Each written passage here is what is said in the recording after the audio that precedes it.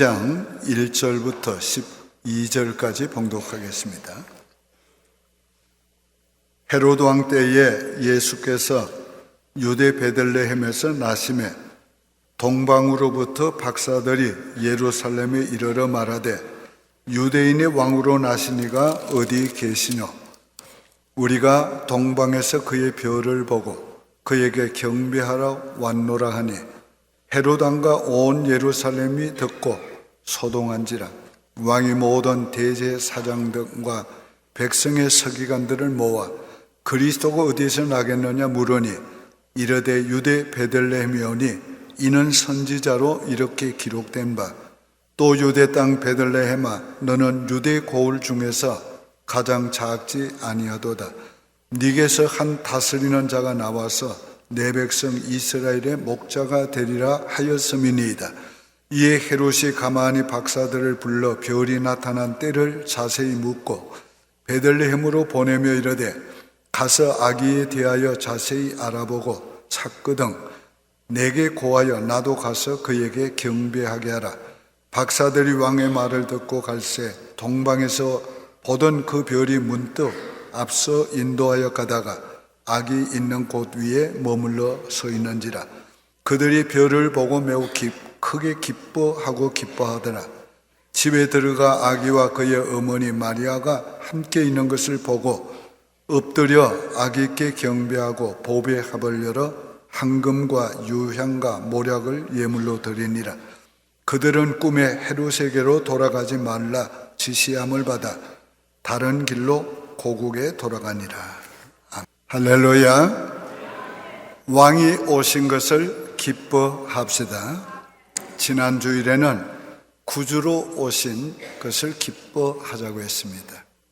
오늘은 그 구주가 우리의 왕으로 오신 것을 기뻐하라는 말씀을 하려고 합니다. 어떤 사람은 예수가 구주인 것을 믿으면서 왕이신 것을 믿고 왕의 예를 가지고 섬기지 않습니다. 여러분, 예수를 구주로 믿습니까? 그러면 왕으로도 믿으시기 바랍니다. 피터 포사이드는 이런 말을 했어요. 모든 사람의 가장 첫째 되는 본분은 자기 자유를 찾는 것이 아니라 자기의 주인, 왕을 찾는 것이라고 했습니다. 오늘 우리의 주인, 우리의 왕이 누구신가? 오늘 이것이 중요한 것입니다. 이스라엘 민족의 역사의 가장 어려운 시절이 사사시대였습니다. 이 사사시대는 선지자도 없고 그리고 왕이 없던 시대였습니다. 특별히 왕이 없었기 때문에 저들이 힘들었던 어려웠던 것을 이렇게 말하고 있습니다. 왕이 없으므로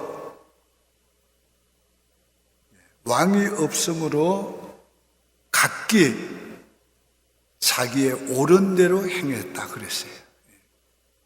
여러분, 사람이 각기 자기 옳은 대로 행하면 어떻게 되겠어요? 이 교회에 자기가 옳은 대로 행하면 이 교회 어떻게 되겠어요? 오늘 왕이 없는 것이 왜 문제였는가? 왕의 다스림을 받고 왕의 인도를 받지 않고 사람들이 자기가 원하는 대로 살았기 때문에 혼란했단 말이에요. 그 혼란한 사회가 갖는 여러 가지 어려운 문제들을 안게 된 것입니다. 오늘 예수님이 우리의 왕으로 오신 것을 기뻐해야 합니다.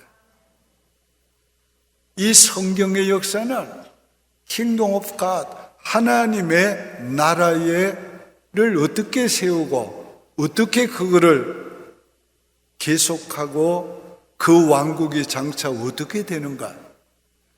그 왕국의 왕이 예수 그리스도라는 것을 계속 말씀하고 있는 것입니다. 성경에 다윗 왕이 나옵니다. 이 다윗 왕은 유대 나라는 하나님의 나라의 심볼이고 다윗 왕은 오실 메시아 왕의 심볼입니다. 유대 나라는 하나님이 다스리시고 하나님의 법에 따라서 다스리는 나라라는 것을 보여주고 있고 다윗 왕은 오실 메시아 왕을 예표로 보여주신 것입니다. 보라 네가 수태하여 아들을 낳으리니 그 이름을 예수라 하라. 저가 큰 자가 되고 지극히 높으신 이의 아들이라 일컬을 것이요 주 하나님께서 그 조상 다윗의 위를 저에게 주시리니. 메시아 왕이 와서 다윗의 위를 주신다 그랬어요. 메시아 왕은 다윗의 위를 계승하는 왕이라는 거예요. 오늘 그 왕은 우리의 왕이십니다. 오늘 이 세상이 사탄이 다스린다고 하면 어떻게 되겠어요? 사람들이 다스린다고 하면 어떻게 되겠어요? 우리의 진정한 왕이신 예수 그리스도가 다스리시기 때문에 우리는 희망을 갖는 것이고 우리는 안심하는 것이고 아무리 어려워도 우리는 계속 소망을 가지는 것입니다. 첫째, 예수가 왕이신 걸 말씀드리려고 합니다. 2절에 유대인의 왕으로 나신 이가 어디 계시냐?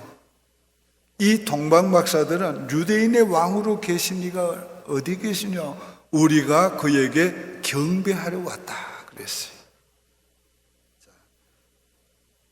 예수님은 예언대로 유대인의 왕으로 오셨어요. 여러 선지자들이 여러 모양으로 예수님이 왕으로 오실 것에 대해서 예언했습니다. 이사야 9장 6절에는 이는 한 아기가 우리에게서 낳고 한 아들을 우리에게 주신 바 되었는데 그의 어깨는 모든 통치권이 주어졌고 그의 이름은 기묘자라 모사라 전능하신 하나님이라 영존하시는 아버지라 평강의 왕이라 할 것이라. 오늘 예수님은 왕으로 오신 분이요 하나님이시요 예수님은 예언대로 오신 그 왕이라는 것이 믿습니까? 천사가 마리아에게 예수님이 성령으로 잉태될 것을 말씀하면서도 똑같은 말씀을 했어요. 마태복음 16장 28절에 진실로 너희에게 이르노니 여기 서 있는 사람 중에 죽기 전에 인자가 그 왕권을 가지고 오는 것을 볼 자도 있느니라. 누가복음 1장 31절 보라 네가 잉태하여 아들을 낳으리니 그 이름을 예수라 하라. 하나님께서 그 조상 다윗의 왕위를 그에게 주시리니 영원히 야곱의 집을 왕으로 다스릴 것이며 그 나라가 무궁하리라. 야곱의 집은 바로 하나님의 집, Kingdom of God. 그걸 다스릴 왕이시고 그 나라는 영원하다. 이 세상 나라는 없어지지만은 눈에 보이지 않는 하나님의 나라는 영원한다. 오늘은 눈에 보이지 않는 하나님의 나라이지만은 예수님이 다시 재림하실 때는 눈에 보이는 하나님의 나라로 주님께서 왕이 되시고 우리는 그 백성이 되어서 주님이 통치하는 천년 왕국이 이루어지는 것입니다. 예수님은 자신도 내가 왕이라 그렇게 말씀했어요. 마태복음 16장 28절에 진실로 너희에게 이르노니 예수님이 하신 말이에요. 여기 서 있는 사람 중에 죽기 전에 인자가 그 왕권을 가지고 오는 것을 볼 자도 있느니라. 지금은 너희가 눈에 내가 왕인가 안 보여도 내가 다시 재림할 때는 너희가 내가 왕으로 오는 것을 보리라. 그 재림하시는 예수님을 그 왕으로 오시는 것을 계시록은 흰 옷을 입고 금띠를 띠시고 왕관을 쓰시고 왕의 모습으로 오는 것을 말씀하고 있는 것입니다.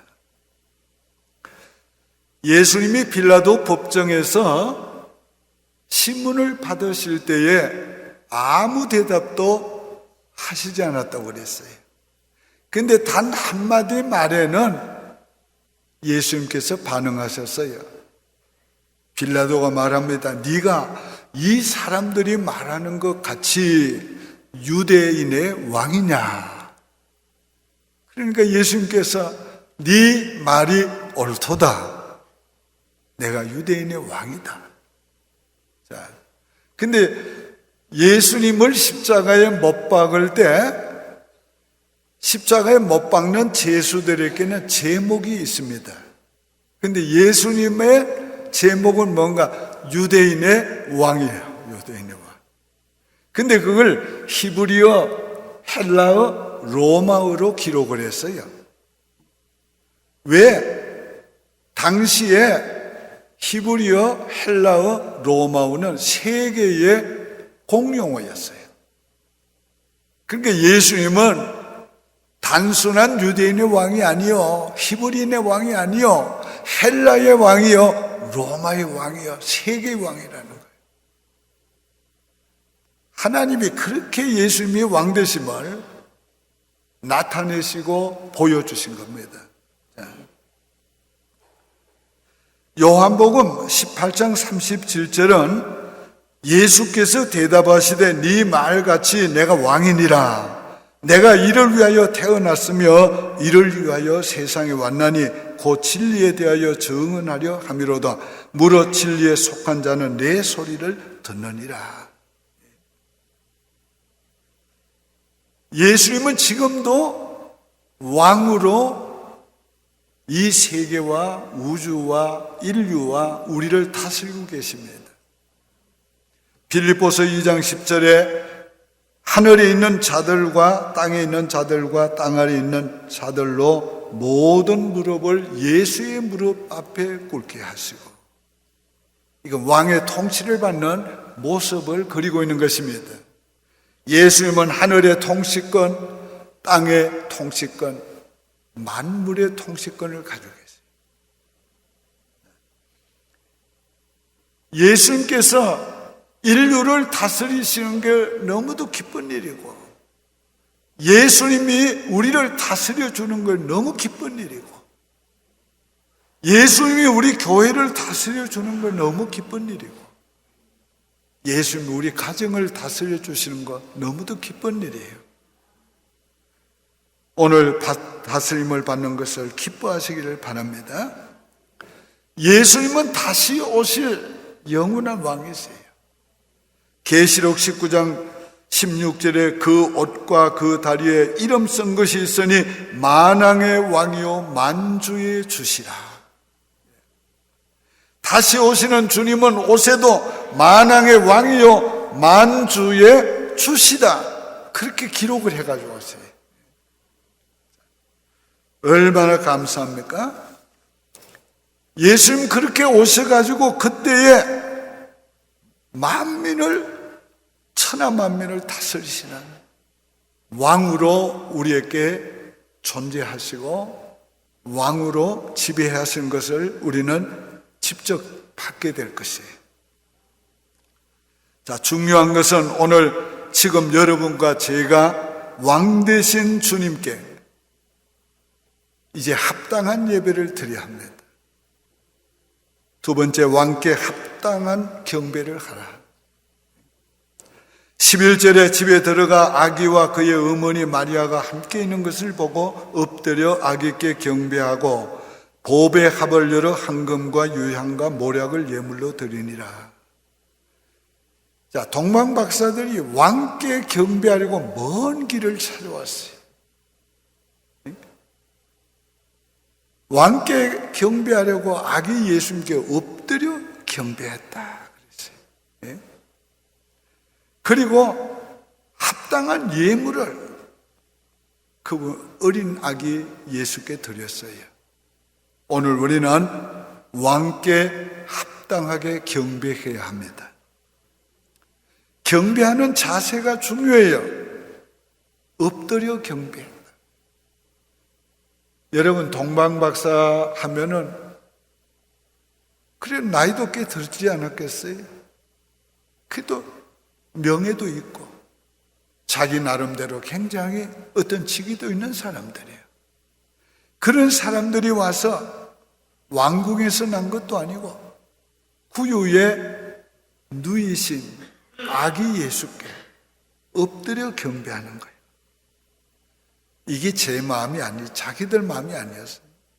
성령께서 왕별을 보게 하시고 그 왕별을 따라 오게 하시고 예수님을 왕으로 경배할 마음을 주신 거예요. 오늘 우리에게도 영의 눈을 열어주시고 마음의 문을 열어주셔서 예수가 나의 진정한 왕이시라는 걸 깨닫고 그 왕에게 엎드려 경배해야 돼요. 겸손히 그에게 우리 자신을 낮추고 겸손히 그분을 경배해야 합니다. 그리고 그분에게 합당한 예배를 드려야 해요. 오늘 우리가 하나님 예수님께 드리는 우리 예배의 마음과 자세가 어떤지를 우리 생각해 봐야 돼요. 혹시 왕의 눈에 보이지 않는다고 우리가 마음대로 내 마음대로 드려서는 안 되는 거예요. 눈에 보이지 않는 그 위대한 왕을 눈에 보는 것처럼 우린 드려야 합니다. 왕께 합당한 예물을 드려야 돼요. 여기 황금은 뭡니까? 왕에게 드리는 예물로 가장 적합한 예물. 유향은 뭡니까? 하나님께 제사할 때 드리는 향이에요. 모략은 뭡니까? 죽은 시체에 드리는 발효는 액체로 된 송진과 같은 것입니다. 어떻게 이 사람들이 예수님께 이런 예물을 드릴 수 있었을까? 이 예물을 통해서 예수님이 어떤 분인가를 알았다는 것을 우리가 알게 되고 그 예수님께 합당한 예물을 준비해 와서 드렸다는 것을 알 수 있습니다.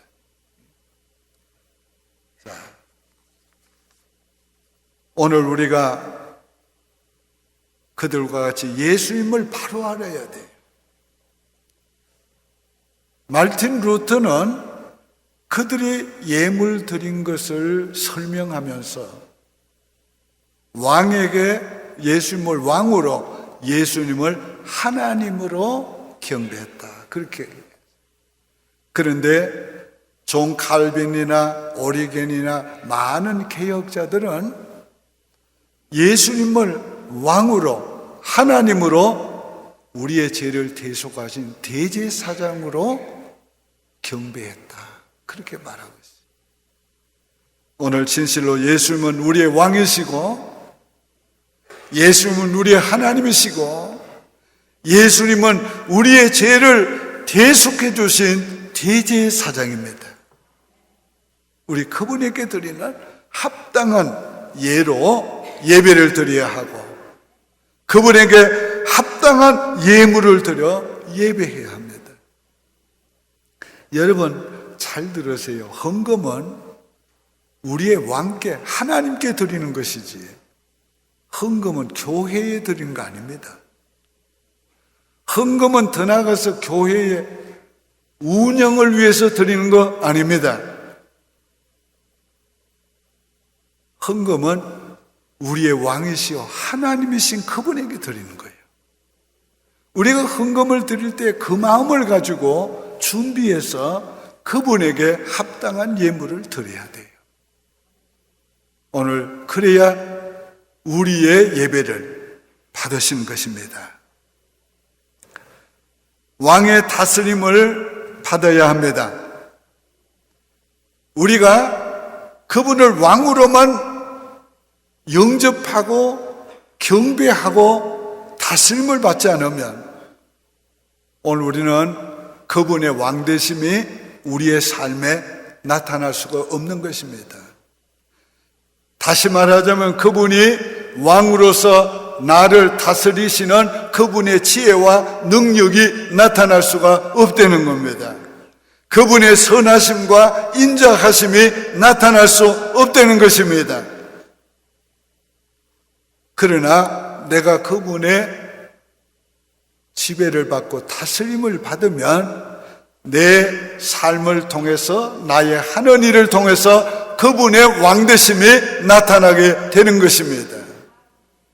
우리 교회가 성령과 말씀이 통치하는 교회라는 이름만 가지고 실제적으로 성령과 말씀의 통치를 받지 않으면 성령의 역사와 말씀의 역사를 볼 수가 없다는 말입니다.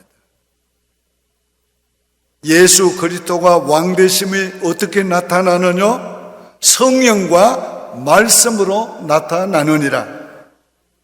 예수님의 왕되심이 성령을 통해서, 말씀을 통해서 우리 가운데 실제적으로 나타나기 위해서는 그분을 왕으로 모시고 경배할 뿐 아니라 그분의 다스림을 받아야 되는 거예요. 우리가 그분의 다스림을 받는 것이 자유를 잃어버린 게 아니고 그분 안에서 무한한 자유를 누리는 거예요.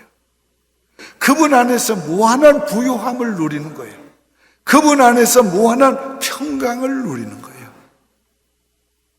오늘 우리가 이 놀라운 경험을 우리의 삶 가운데 해야 되겠습니다. 해군에 입대한 지 얼마 안 되는 한 사병이 상사에게 청원을 했습니다. 상사님, 제가 결혼식에 참여해야 됩니다. 휴가를 주시기 바랍니다. 그때 상사가 내가 허락하네. 그런데 일요일 오후 7시까지는 기대해야 하네. 그랬어요. 그러니까 뭐 토요일, 일요일은 의뢰인 오는 건데, 그러니까 이해가 안 돼서 이 사병이, 상사님, 제가 말씀한 것을 잘못 알아들으신 것 같네요. 제가 결혼식에 참여한다고 말씀드렸습니다. 그러니까 내 생각은 자네가 내 말을 잘 못 알아듣는 것 같네. 자네는 해군에 입대한 군인이네. 군인은 상사의 명령에 순종해야 하네. 무슨 말인지 아시겠어요? 오늘 우리는 하나님의 군대, 예수 그리스도의 군대에 입대한 사람들이에요. 우리는 우리의 총사령관이신 그분의 지시와 명령을 절대 순종해야 되는 사람들이에요. 그럴 때에 그분은 우리의 왕으로서 기쁘게 우리를 다스려 주실 것이고, 그분이 나의 왕되심이 나타날 때 우리는 놀라운 그분의 사람으로 이 땅에서 살아가게 될 것입니다. 우리 예수님의 말씀은 왕으로서 하신 명령이지 오늘 우리에게 디스커션을 위해서 주신 말씀이 아닙니다. 예수님께서 와보라 하실 때 무조건 하고 따라갔습니다. 예수님께서 믿으라 하는 말씀은 믿어도 되고 안 믿어도 되는 게 아닙니다. 믿어야 되고, 믿어야 구원받고 안 믿으면 구원받지 못하고 멸망받는 거예요. 예수님 나를 따라오라 하실 때 배와 거물과 일가 친척을 다 버려두고 예수를 따라가니까 제자가 됐고 하나님의 나라에 구원받은 백성이 되고 하나님의 왕국의 큰 일꾼이 된 거예요. 만약에 예수님 따라오라, 나를 따라오라 했는데 안 따라오면 그 사람은 세상으로 가는 거예요. 멸망의 길을 가는 거예요. 지옥을 가는 거예요. 우리 주님의 명령을 절대적으로 순종해야 하는 것입니다. 세 번째는 우리 경배를 받으신 후에는 더 큰 은혜를 주십니다. 12절에 그들은 꿈의 헤루세계로 돌아가지 말라 지시함을 받아 다른 길로 고국으로 돌아가니라. 이 사람들은 아직까지 하나님께서 은혜를 주셔서 왕별을 보게 하시고 또 왕별의 인도를 따라서 구유까지 갔지만은 아직까지 영적으로 어린아이와 같은 사람이에요. 근데 이런 사람에게 하나님이 응답을 하시는데 먼저는 신령한 영적 응답을 해주세요. 그 뭡니까? 하나님의 사자가 나타나시고 하나님의 사자를 지금 보고 있는 거예요. 하나님의 사자를 통해서 하시는 하나님의 말씀을 듣고 있는 거예요. 우리 많은 사람들 중에서 나도 천사가 나타나서 말하면 믿을 수 있겠다고. 예수님이 좀 나타나서 말씀해 주면 누가 못 믿겠냐? 나도 믿겠다고. 근데 그 아무에게나 나타나 주는 게 아니잖아요. 보지 못하고 믿는 자가 더 복되다고 했으니까 우리는 안 보고 믿는 그 믿음을 주신 것을 얼마나 감사해야지요. 그런데 저도 좀 봤으면 좋겠어요. 예수님이 다 나타나셔서 내가 너를 사랑한다. 그 말씀만 해주면 내 목숨을 내놓고 쉽게 내놓을 것 같다. 근데 안 그래도 죽을 수 있는 게 얼마나 감사해요. 주님을 위해서. 이 동방 박사들에게 하나님의 사자가 나타나서 하나님의 말씀을 해주셨어요.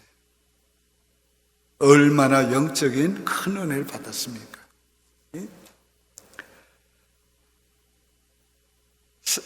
그 갈 길을, 그들의 갈 길을 알게 해주셨어요. 천사들이 지시한 길로 갔기 때문에 저들은 안전하게 갈 수 있었고, 천사들이 지시한 길로 갔기 때문에 저들은 살아남을 수 있었고, 천사들이 가는 길로 갔기 때문에 하나님이 보호하시려고 하는 아기 예수를 보호할 수가 있었어요. 오늘 우리가 하나님의 말씀대로 하나님의 지시대로 우리가 살아간다는 것은 우리에게 있어서 너무도 행복한 거예요. 너무도 큰 축복이에요. 우리가 주님이 깨닫고 알게 하시는 말씀대로, 기록된 하나님의 말씀대로 살아가면 그게 우리의 가장 최선의 삶을 사는 길이고 올바른 삶을 사는 길이고 그것이 아버지의 뜻을 이루는 것이 된단 말이에요. 더 나아가서 사탄의 음모를 깨뜨렸습니다. 헤롯은 아기 예수를 죽이기 위해서 가서 보고 내게 와서 일러달라. 그러면 나도 가서 그에게 경배하려 합니다. 이거는 완전히 사탄의 속임수였잖아요. 얼마나 기다렸겠어요. 근데 하나님께서 너들 그 길로 가지 말고 다른 길로 돌아가라. 다른 길로 돌아가서 기다리다 거기 2개월이 넘게 기다렸습니다. 그런 후에 속은 줄 알고 군대를 동원해가지고 이스라엘의 난 애기 중에 2살 이하 어린이는 다 죽이라고 했습니다. 그러니까 꽤 시간이 많이 걸렸던 거예요. 오늘 내가 주의 말씀대로 사는 것은 아버지의 뜻을 이루는 것일 뿐만 아니라 사탄의 계략을 무너뜨리는 거예요. 사탄의 시험을 물리치는 거란 말이에요. 사탄의 방해를 물리치는 거예요. 오늘 우리가 사탄을 싸워서 이기는 것보다가 내가 왕 대신 예수 그리스도의 말씀에 순종해서 예수님이 이기게 하셔야 돼요. 나의 순종을 통해서 예수님이 나타나시고 역사하셔서 이기게 하심으로 나의 승리, 우리의 승리가 되도록 해야 하는 것입니다. 결론적으로 말씀을 맺습니다.